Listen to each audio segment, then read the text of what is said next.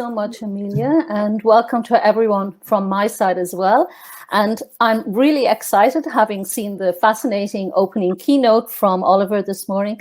I'm really excited to have the opportunity to dive deeper and learn more from him.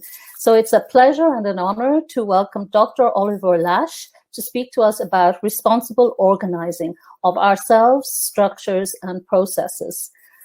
Dr. Oliver Lash is a senior lecturer in entrepreneurship and innovation at the University of Manchester and an adjunct associate professor of strategy at the University of Nottingham, Ningbo, China. His research interest lies in alternative business models and in responsible management learning.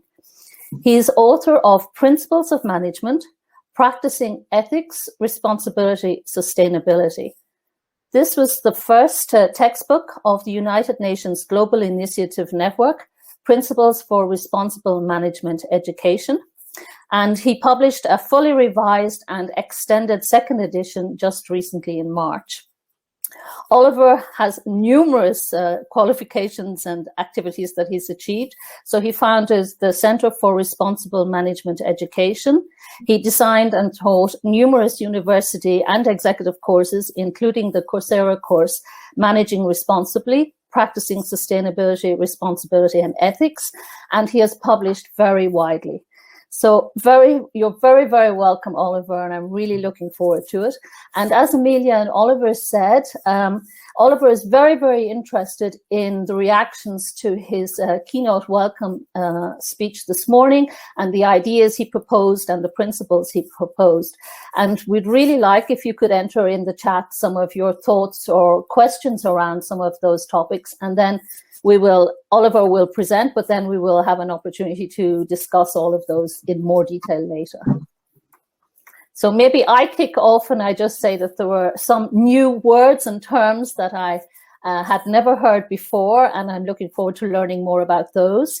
And for me, it's very inspiring because sometimes at work, I'm a kind of the maverick who wants to change things. So I'm very pleased to hear that there's academic research supporting some of these ideas and proposing others.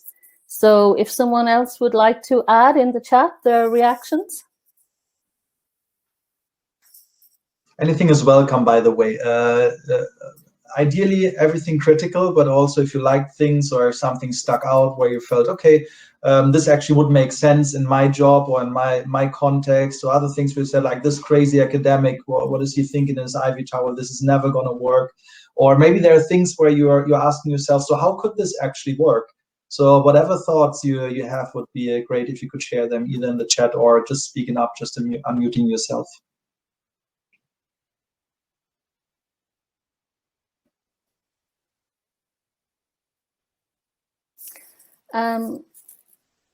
Should we, maybe perhaps you start and then people will have more time to process, because you gave us an awful lot of thought-provoking information, and I think some of us, it takes time to process all of that. Sure, absolutely. Okay, good.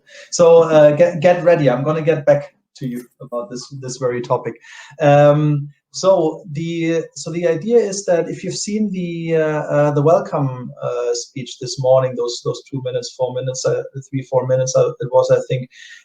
So the idea that was to rethink management in a certain way, and to rethink it in a way that actually contributes to society and to the planet. That's something that actually not is just using up our resources, or that is somehow being a parasite of society and the economy, as it sometimes happens to be. I'm not saying that's always the case, but something that very, very actively contributes to it.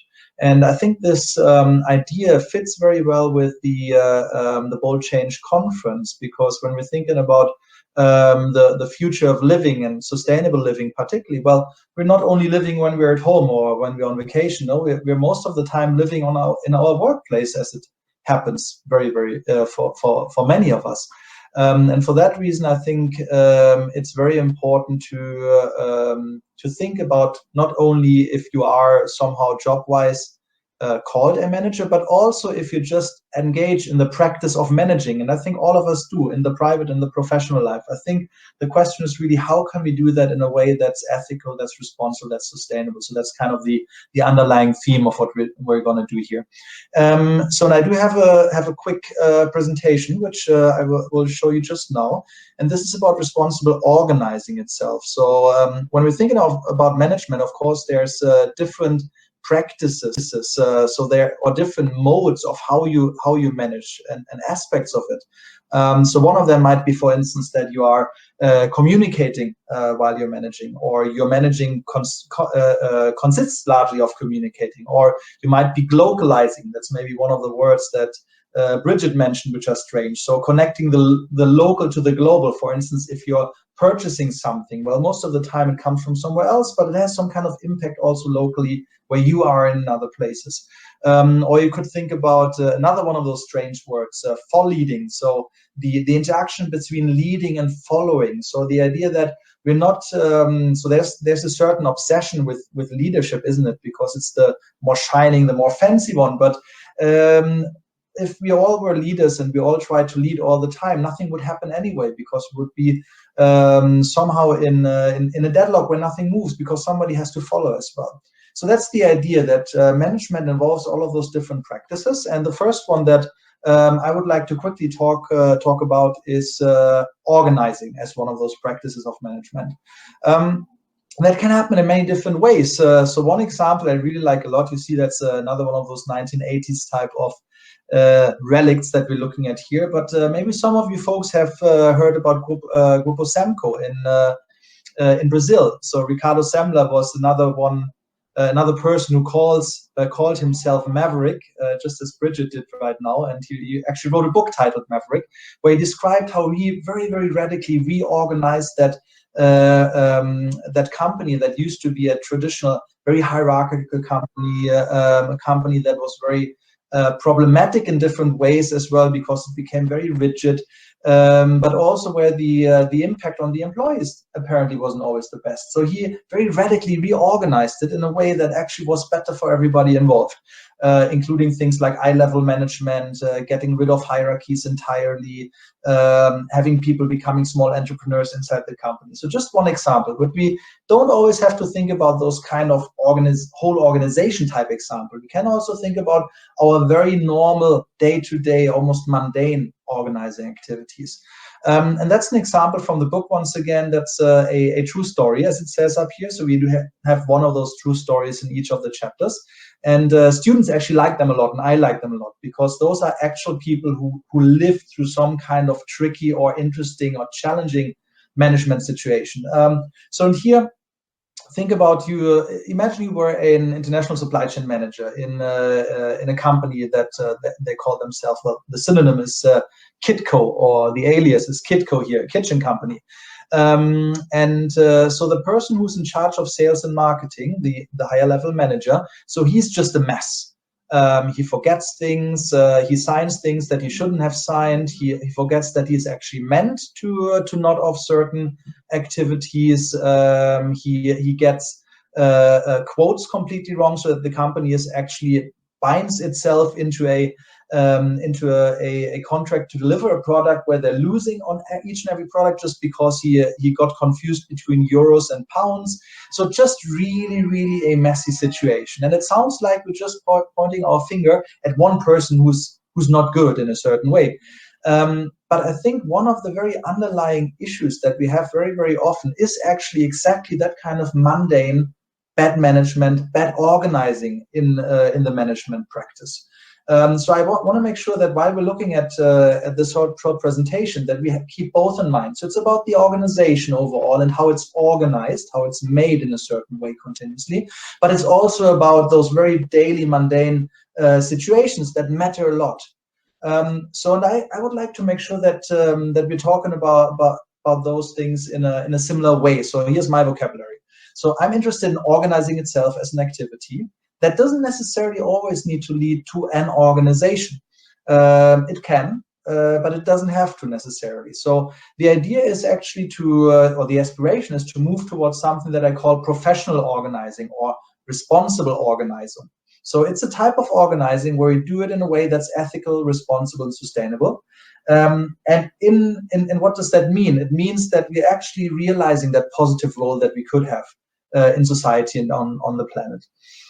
And we're going to do that in 3 different areas. So we're going to think about how to structure ourselves. We're going to look at the fixed structures, so the things that are there in a certain way, those elements, we call them elements of organization architecture sometimes, but also about the dynamics. So how everything continuously becomes, and it's very fluid when we're organizing itself. So let's think about organizing ourselves first. So this is an interesting example that I like a lot. So in Chinese, there's this poem. It's a story that actually kids in school are being told, and I heard from one of my Chinese friends. She had to learn it by heart, and it's about Chabu Duo Xiansheng. So the Mr. Just Good Enough. The idea that that actually most of us are often just in the mode of getting it just kind of the tick into the tick box, but we're not really striving for excellence. We're doing a lot, but we're not doing it very well. And in Chinese culture and Chinese work culture, particularly, I've lived it myself. This is often the normal modus operandi. So we're just roughly like barely getting to the standard that's expected, but we're not really going far beyond. So how can we organize ourselves actually to be excellent? That's one of the big questions. But also it has very practical implications when it comes to our work and private life practice, like flying, for instance. Of course, right now we're not flying a lot, I assume. But if you're thinking about our personal organizing practices independently from where we're working, well, for a long time it has been, and I'm sure it will be at some point again, the question: how do we organize our travel? Do we actually travel? Do we do it online as we do right now? Do we offset? Is offsetting actually good, or is it bad? So the idea is really that our day-to-day mundane practice, they really matter. And of course, this is what you're seeing here, those 3, what I call the 3 Ds of organizing oneself: the decluttering, delineating, and delivering.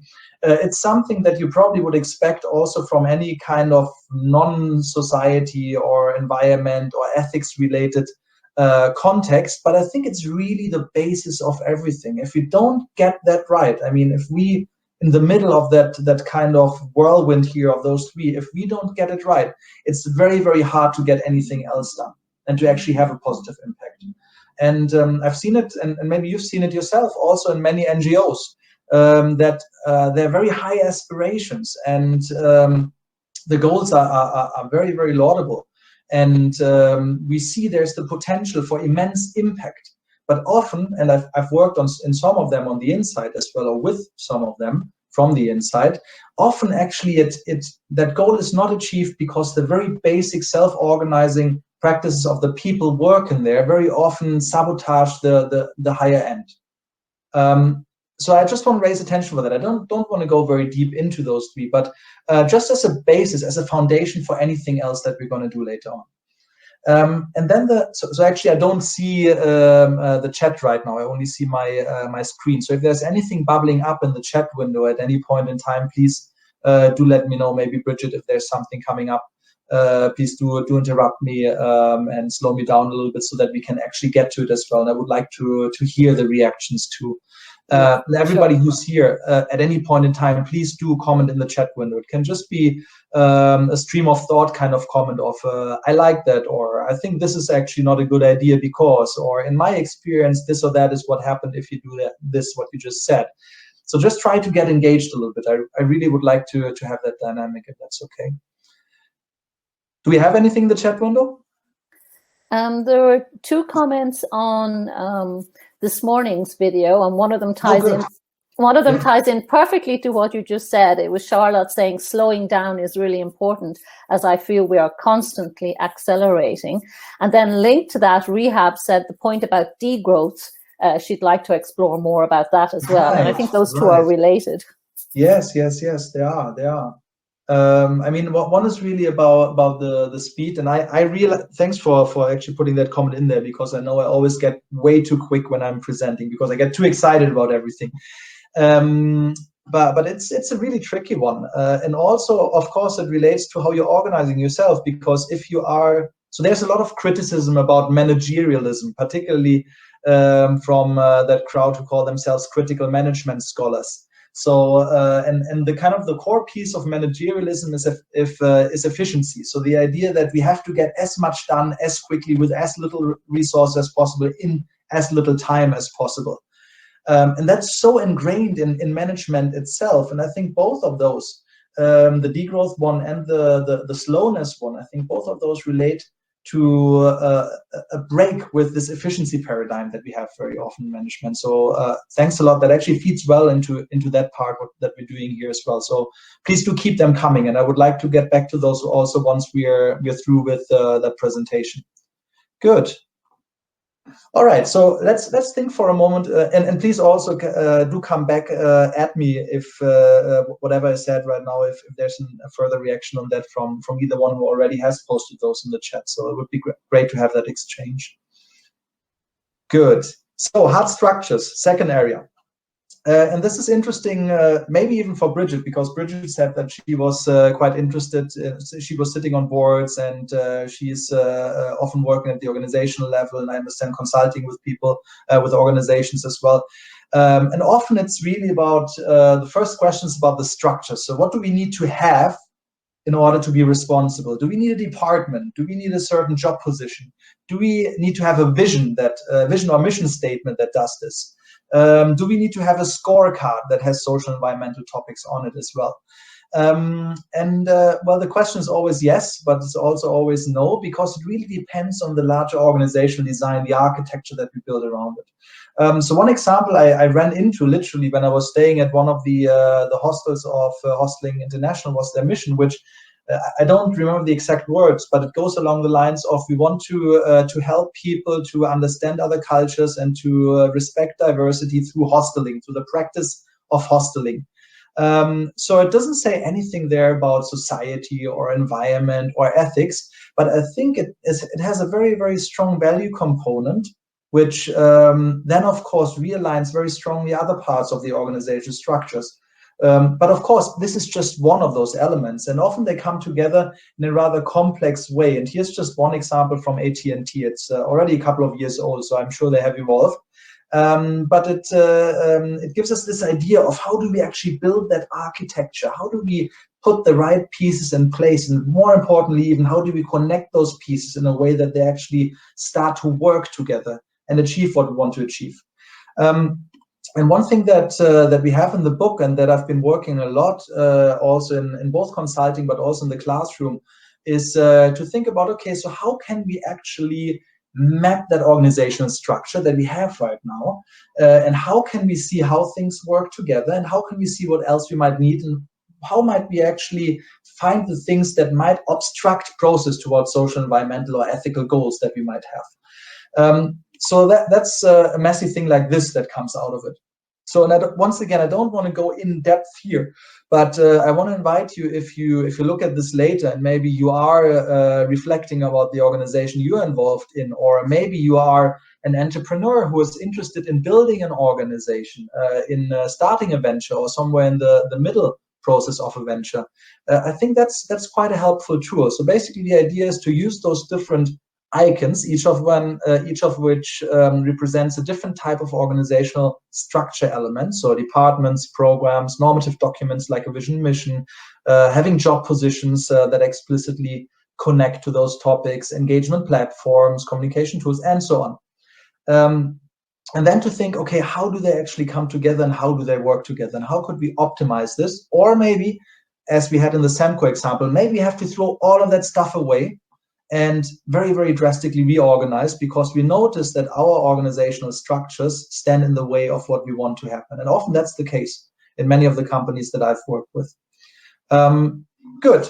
And then the last area is the more fluid dynamics of organizing. So this is all about organizing as a process itself. And just to give you one more example here, so think about this attempt of Marks and Spencer's, who piloted vertical farms in many of their stores. So the question there is really, how do we actually do that? So there's change, isn't it? Because all of a sudden, it's not that we're buying stuff from somewhere else and we're trying to get it into our stores as quickly as possible so that they stay fresh. And we're worrying about our CO2 footprint of doing that.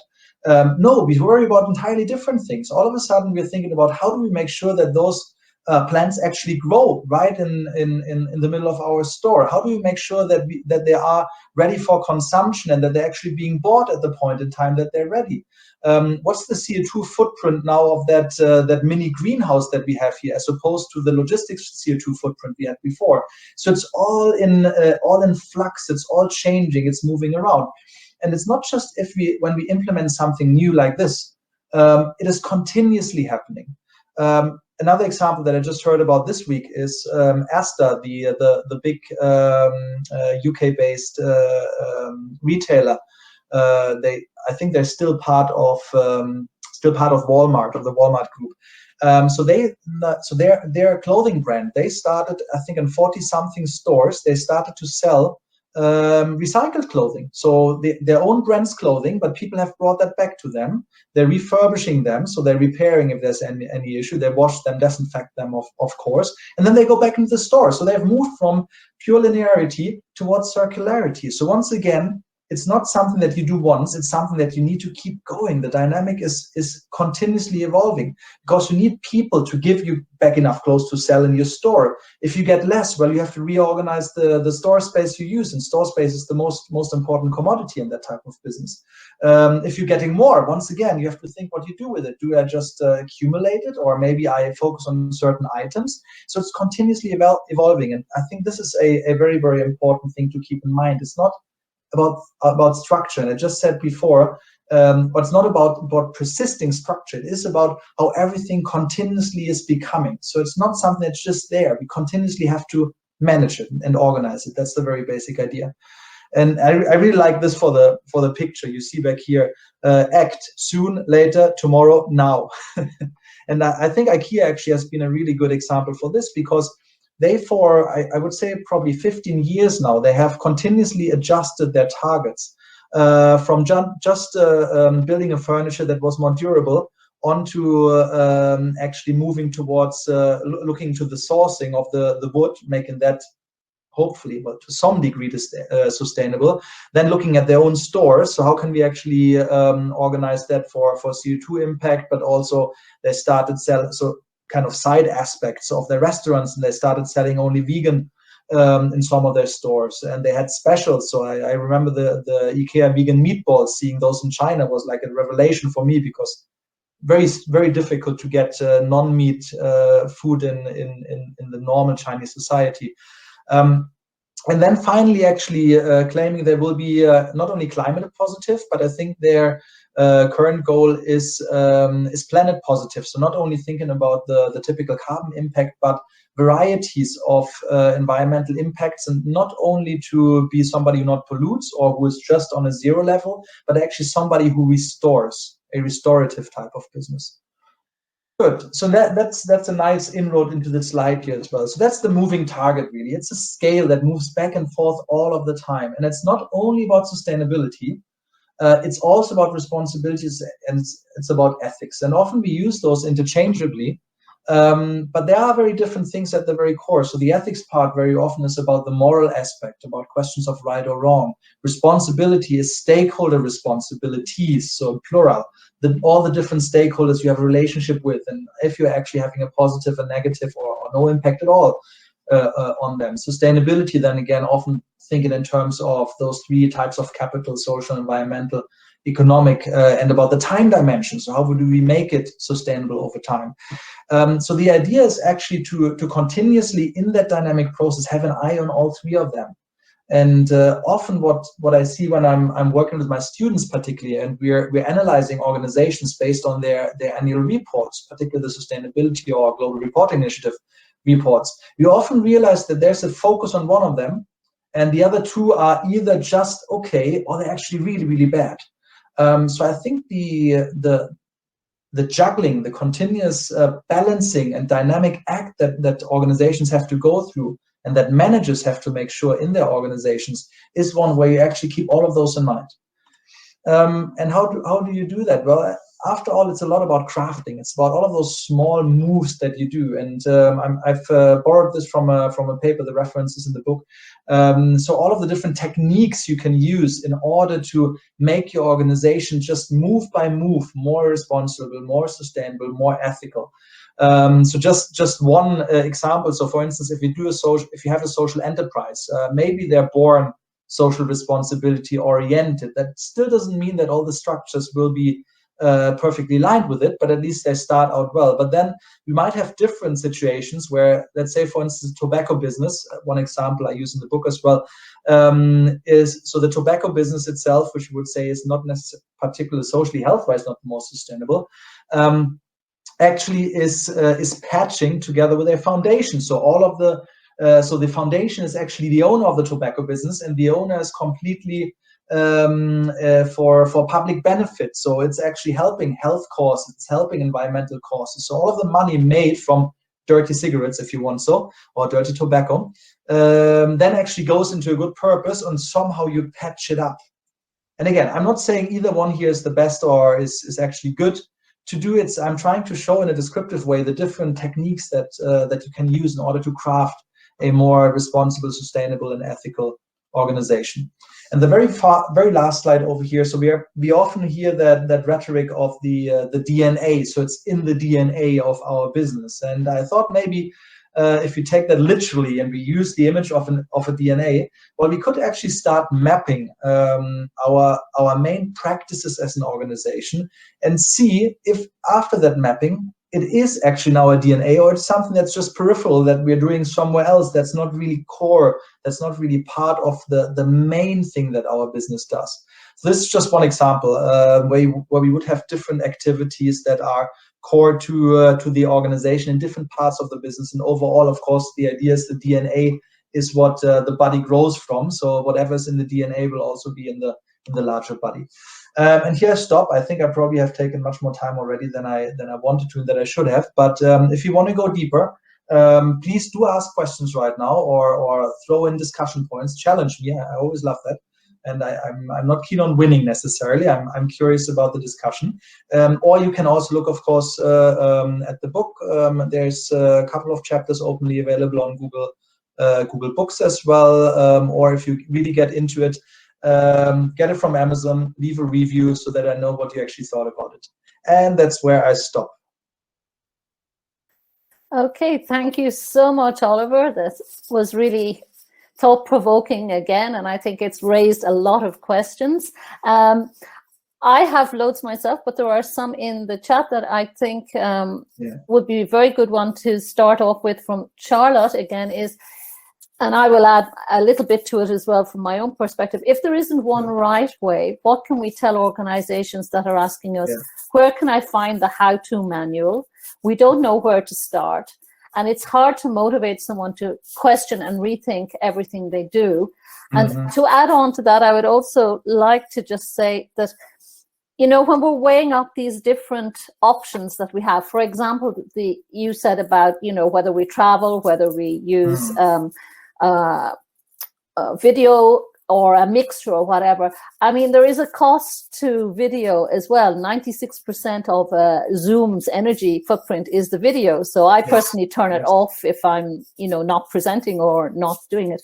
So how do we actually weigh up these things, and how do we not make the problem so big that people are scared to start because we don't know where to start? So I must admit I was a little bit distracted in the beginning because I was trying to switch off my screen sharing. I couldn't find the button. So talking about Zoom and video conferencing, could you just quickly fill me in about the first question once again? Yes. Or do they go together? Well, they go together, but it's, Charlotte said, if there isn't one right way to do something, because you said, okay, you know, you can start different ways and it depends on the context or whatever. What can she tell organizations that are asking them, where can I find the how-to manual? We don't know where to start, and she doesn't want to scare them off starting somewhere by not knowing where to start or seeing the task as far too big. So let me get this one first then. I mean, it's it's not nothing new at all, but and nothing very creative there. But the point is really start with something. I think very often we don't get anywhere just because we're looking for that perfect goal or that perfect way of doing it, or the manual, as you say. But by the way, the cover I showed you of Samco earlier on, that's the Samco manual that they use internally, and that they actually promoted for others to use as well. If you want to do participative organizing, if you want to do non-hierarchical organizing. So there's a manual for that one, and there's different manuals for many different things that you might want to do. But the point there is really to get started. I think that's the main message there. And once you get started, once you decide this is what we want to do for now, I think the rest falls in place quite quickly, because as Bridget, you and I, we discussed before, it's very often in the doing. This is where things become clear, where they emerge, where all of a sudden there is something that we can do that we didn't even know before that it would be there, which came from the doing itself, from the practicing. And that's something that I'm stressing with the book as well. So it's called Practicing Ethics, Responsibility, Sustainability. That's the second title. So it's really about the practicing. So it's not about the principles or the manual that you can take and just apply and, whoa, great, now we do it and it's all perfect. It always needs adjustment. It's always the local that really makes it work or doesn't make it work. So I would start with something, whatever that is, the thing that the organization wants to do, really. This is the same for digital transformation inside organizations now. They mostly start with a very small project in different parts of the organization, and then they share information and see whether it added value or not, and then go with it. And I think the same for making a responsible organization would be. Yeah.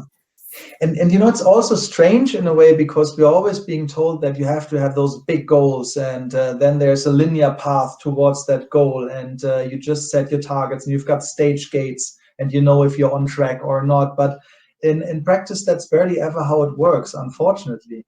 So how about doing it the other way around? How about, so I strongly believe that practices actually generate realities, and realities generate more practices, which once again generate more realities. So the idea is, once you start going, you will change your social reality around. Maybe in a very small bubble at the beginning. Maybe it's somebody who starts a boring green office program and says, okay, let's do this or that just in our office. And you get people into it. People start practicing it. And from that practicing, then, well, it migrates somewhere else. Maybe somebody, another office, or maybe the entire organization starts doing it because it worked. And very often it's not in a planned way. I think it's really about getting started and doing it. And often things just come from that. Yeah.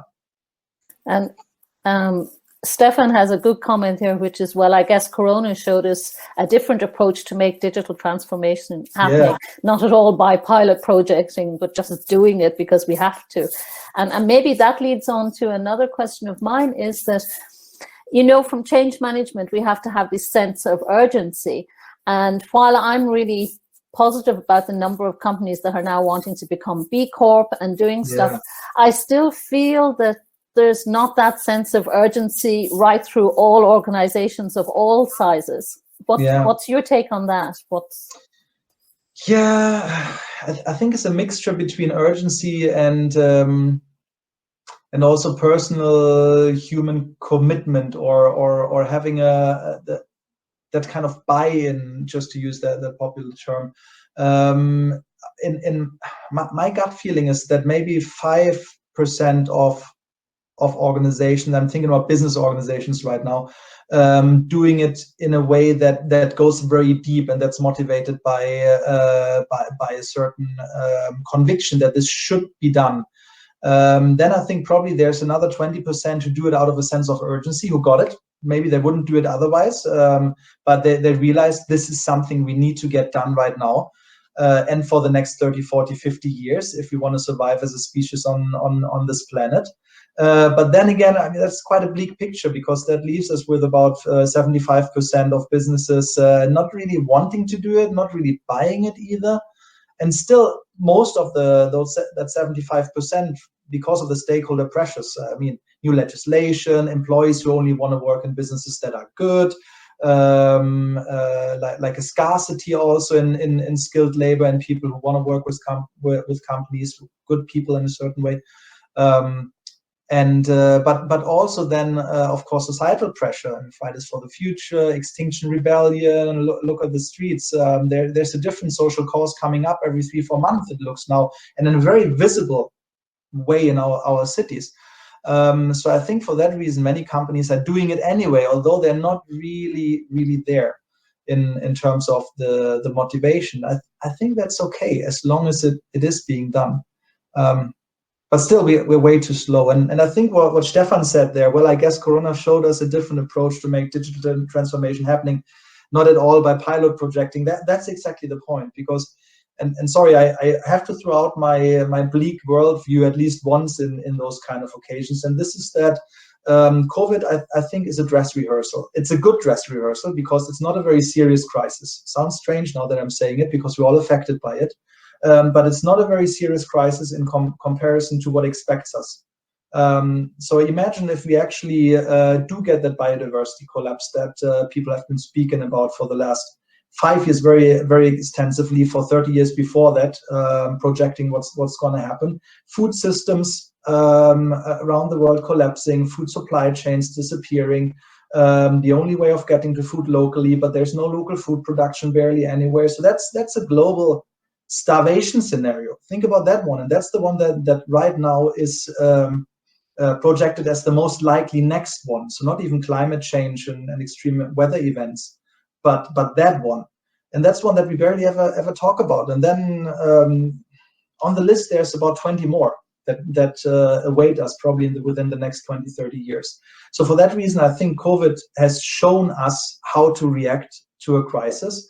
And I think to some degree, this notion of the new normal there, where like how is normality, social reality, as I called it before, going to be different after that crisis? That's what we have to think about. Because if a crisis like that biodiversity collapse forces us to very drastically reorganize our lives, our existence as humanity on that planet, well, there will be a new normal afterwards. And if it's a crisis like this, which is literally life-threatening, for a major share of humanity, not only for a small portion, which is why past crises probably didn't have that effect. So if we have that kind of crisis, there's no way. It's survival and reorganizing, or staying where you are and being the next dinosaur. That's where we are. So for that reason, I'm not too worried about us doing it. I'm worried about us doing it before we're forced to do it, and we will be forced to do it successively. Sorry, gloom and doom. There we are. Well, we have to be realistic in amongst all the possibilities as well. So, that makes a sense of, we need to do it now and learn from this and go on with it. Yeah. This week, we've been discussing quite a lot about donut economics, and Yugi made a very nice comment about one of your examples, which was regenerative and redistributive by design. And how does this fit? How can we adapt our organizations of ourselves, of our structures and our processes to accelerate going towards a donut business? Yeah, I like the notion of the donut economy in general. I think it's one that works very well as a kind of an artifact, something you can give to somebody and say, this is the way how you can do it. It gives you a mental image of organizing either your personal practice or your organizational practice. So I do like that part quite a lot. How do we get there? Once again, I think it's a very similar answer. There will be different ways of getting there in every different setting and every different situation. So maybe if we think about donut economy in terms of agriculture, as we talked about before, so maybe there one technique of how you can get there would be community-based sustainable agriculture, or community-based permaculture, for instance, as one technique that we could use. So actually going from large-scale food production back to community-based, small-scale regenerative food production. Actually, very close to where I live here in Hume, and close to the university, there is a community garden which is run in a permaculture way. They started that 20 years ago. And 20 years ago, it was just a plain field of grass basically, and 3 trees on it. And now it's like a forest. Like it's really, really beautiful. And not only that it has regenerated the space environmentally, but also the social regeneration of it. People are working there who felt they needed a different space to be productive, who felt they might not really fit in somewhere else. There's a lot of community engagement, people learning about how to live in that kind of regenerative way. So just as one example, but it's very local, it's very situated. So what worked here wouldn't have worked in a different place, very, very likely. Or if we think about the kind of bigger, higher level of a whole city. So I heard recently that Copenhagen has bought into the donut economy concept and is reorganizing it in a typical Danish way, in a very participative way with the local citizenship. So citizenship, everybody living there. But also involving businesses, and businesses then one by one seeing how can they actually contribute to that larger donut economy. So once again, there will be something very different emerging from that context. So I think the point is really not about what's the way of how to get there, but rather about how can we organize that process of getting there. And a couple of things that I think are crucial to that process is, first of all, you need to be very, very drastic in a certain way, because we have locked ourselves into a situation where many of the things that are taken for granted, that are normal, are exactly what continuously reproduce the problem. So we have to be drastic, we have to be very, very radical in a way, and subversive in order to make a change. I think that's one. The other one, I think, is to be collaborative and inclusive in making that change. So making it a change that might go slower, as we said before, so from fast to slow, but one that really represents everybody who is a stakeholder in that change project, and that at some point in time reaches consensus, not just reproduces once again the kind of power structures that we have already, where there's some people who decide what the best future will be, but really having it emerge together.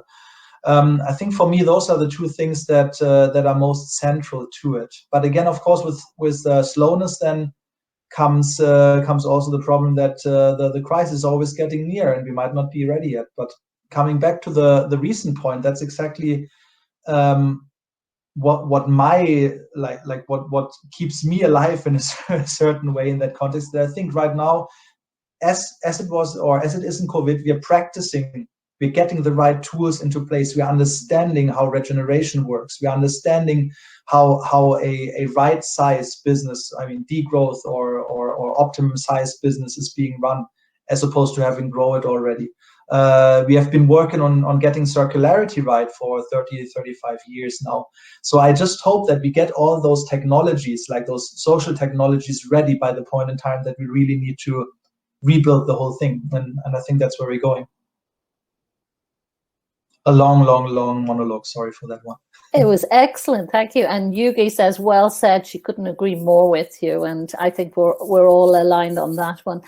Might I come back again, because it really intrigues me, this full leading idea, because I totally agree with you that everybody seems to have a view on leadership. And might we come back to that again and maybe speak a little bit about how that would apply into developing, into organizing ourselves and our structures and our processes as well? Because I find that you're the first person I've ever heard use that term. So it's probably because I dared to invent it. Well done. But you know what's funny about it is actually that most of the times I use it, somebody said like, that sounds familiar somehow. So it seems to be something that people can somehow relate to in a positive or negative way. I don't know, but seems to be some connection. Yeah. So how do we actually do that? So I don't want to say don't try to be a leader. I don't want to say either always follow. Either one, I think, is very, very dangerous. But I think it's this very delicate balance between leading and following that makes things work. And part of it is, of course, also keeping leaders in check. So thinking about democratic systems, for instance.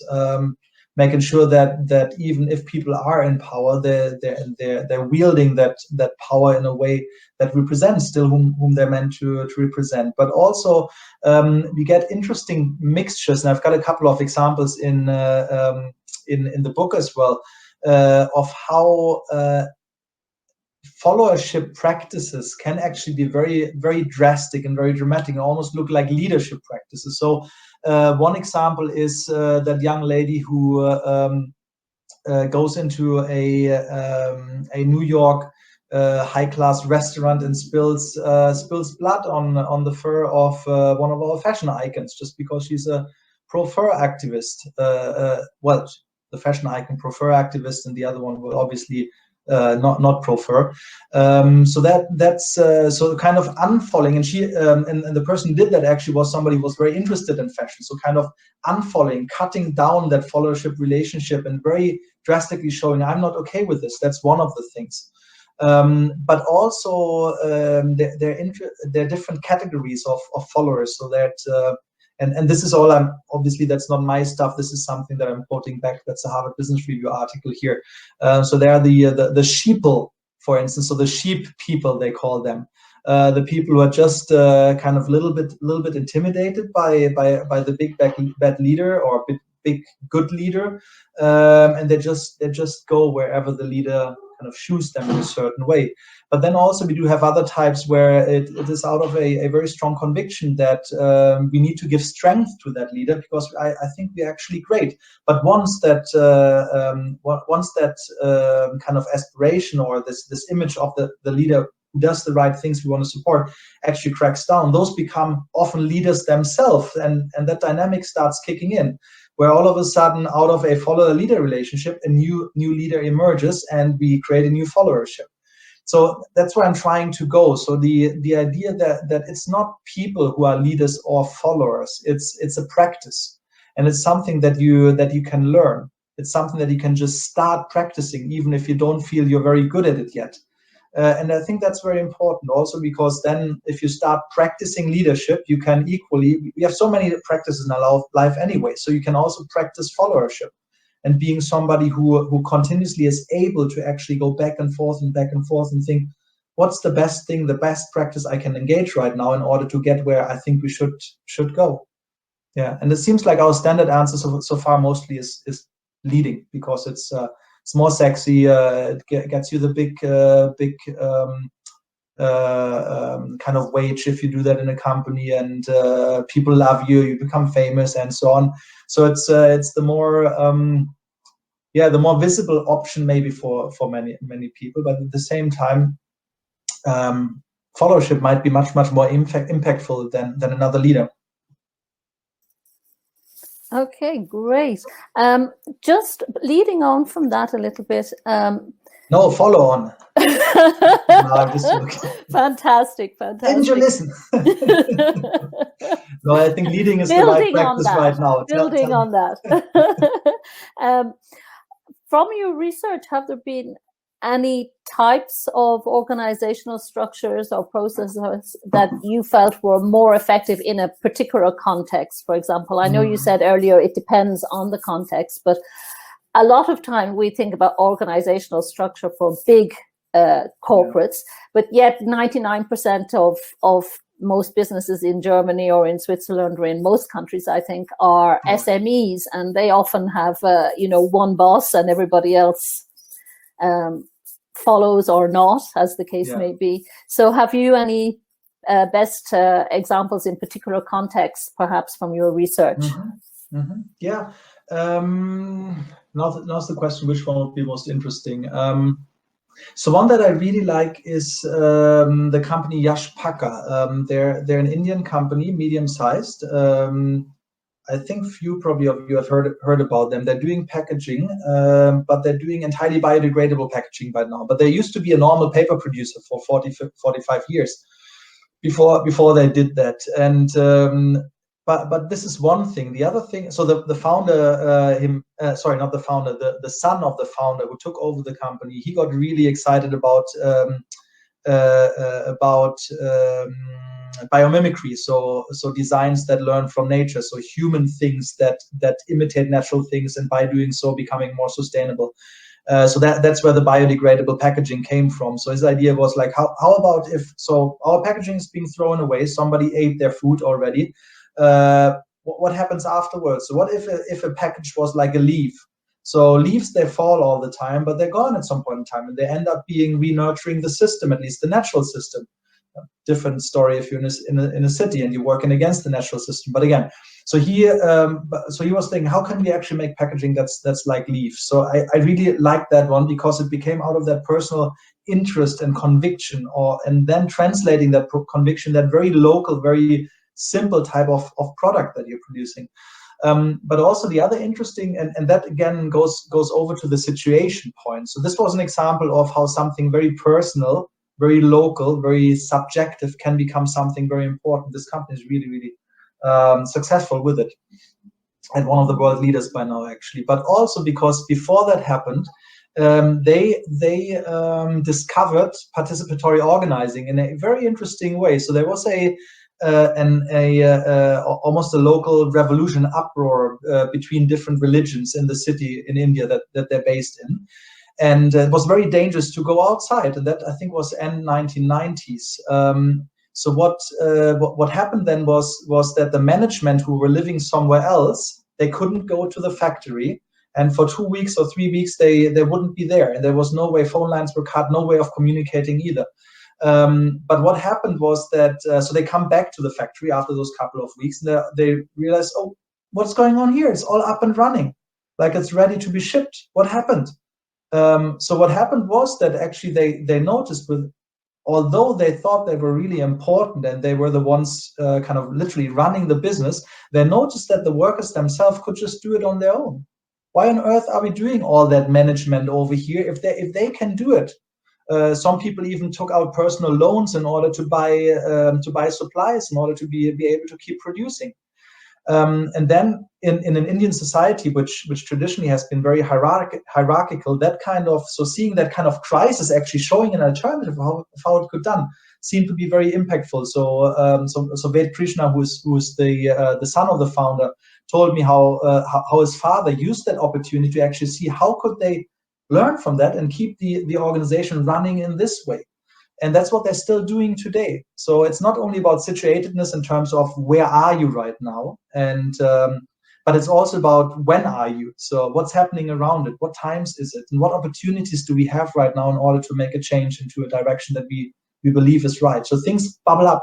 They come up sometimes. And if we don't grab them, if it's something good, they just go away afterwards. They could have gone back to business as normal easily. I veered off topic, sorry. But they learned, and I think that's Yeah. one of your main messages today is, that we have to try and take action and see what emerges and learn from it. Yeah, and a lot about experimentation, yeah. Mm-hmm, mm-hmm. And from that, we had discussed before a little bit that in a lot of countries now, the baby boomers are retiring, so a lot of companies are now changing ownership, and you've cited a few examples of your best practices this evening that were when the son or daughter took over from the previous generation. And what do you feel is not the best way, but what do you feel are good approaches to improving company structure and ownership, and more equitable ownership, now that we have this opportunity of a large number? In Switzerland, where I am, it's more than 60% of the companies will change ownership in the next 10 years. Yeah. Well, it's a really, really difficult one once again. For instance, that example that I mentioned before, where the owner doesn't want to pass it on to their own family. So that was the tobacco business. Actually, tobacco machine business. That's what they produce, and engineering business. And then also during the lifetime of the owner, he made sure that all of the profits went into the foundation itself. So he reorganized it before he had to leave and had to pass it on in a way that it went along according to his values. So I think that's one interesting one, to see how commercial for-profit businesses can actually feed into social enterprise or environmental sustainability oriented enterprise. Another good example there is Grayston Bakery in Yonkers, close to New York, with whom I've worked quite closely. So there, from the very beginning, they had both. They had the bakery and they had Grayston Foundation, and both of them always had the same goal. And this goal was to strengthen the local community, and what was missing was jobs. So they started this practice they called open hiring, which is really fascinating. I don't want to go much deeper because I know we're running out of time, but the idea there is the bakery is really successful. They're having big clients, everybody from Whole Foods to United Airlines. So the profits they're making feeds into the foundation, which in turn has the only purpose of strengthening the local community, socially strengthening it. So they're running community gardens, they're having skill capability development programs, getting people into other jobs outside the bakery and so on. So for me, that's one of the ways of how it might actually work, to think about not selling it to somebody else, but actually making it something that feeds, if the main business doesn't anyway, make it something that feeds into some kind of social or environmental purpose. So as opposed to feeding it into a pool of, I don't know, private owners or maybe a group of shareholders or trying to list it on the stock market. But also, I think the cooperative model is another interesting one. But once again, obviously a different way of rethinking ownership, where you make ownership more democratic. The other one was a very centralized ownership. The foundation owns the business, right? Or at least the profits of the business. Cooperative ownership then would go the opposite way, to see how can we actually change the ownership towards everybody, either a worker cooperative, everybody working here, or a customer client cooperative, or even a community cooperative. So my colleague and friend Rory Ridley Duff, he's working a lot on community ownership models. So how can businesses actually be owned by communities, and this way making sure they serve the community that they're placed in. So I think those are interesting, and we do have a lot of that in the finance chapter of the book as well. Sorry, that's another Edward. But I'm just saying that there's a lot of knowledge out there, and one way of getting there is actually looking at those summaries that are already there. Well, that's really fascinating, because it's a big headache at the moment, not just for the individual owners themselves, but for the communities and for the country, in fact, on a national level. So this, I could go on talking all evening, but Amelia has reminded us that we have about 2 minutes left. So I would just like to say thank you so much, Oliver. That was really fantastic. And is there any one last closing thought you would like to leave us with, or a call to action, so that we are the bold change to make more responsible organizations and more responsible management? Yeah, I think the point is really to keep going. That's the main the main thing. I think often there is resistance, not always, but often we find ourselves in situations where we feel like, oh, it should happen, but why are they against us, and why is this legislation kind of obstructing the change, and why don't politics do more, and why is my organization doing that? It's so bad, and so on. So of course we get all that stuff, but the thing is really about we know where the journey is going. If there are some elephants that are not moving yet, or some dinosaurs rather, which are not moving yet, that's the dinosaurs' problems. That's not our problem. So I would search the spaces where you can actually do what you think is right and make that change, as opposed to getting all worked up with the spaces where it doesn't work. They're going to move eventually, because the world is moving. Great, thank you so much, and thank you to everybody for joining, and we'll see you all tomorrow when the focus is on bold change for on the individual level. And Yugi, I totally agree. She said, go where the energy is, which I think is an important tenet of donut economics. So yes. Thank you so much, everybody. Really enjoyed that. Thanks for all the great inputs as well. And hopefully, and get in touch on LinkedIn or wherever you would like to. It would be good to be in touch in the future as well, if you found some of the things here worth your while.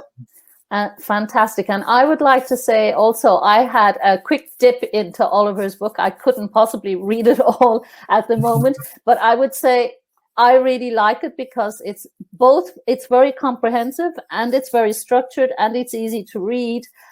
So if you haven't had a look already, there are a couple of chapters, I think, for free on the internet. If you haven't had a look already, do have a look at it, because I think it's really Spitzenklasse, as you say in Germany. Thanks for the advert. This wasn't planned, by the way. No, it's honest. I'm a very honest person, so I only say it if I mean it.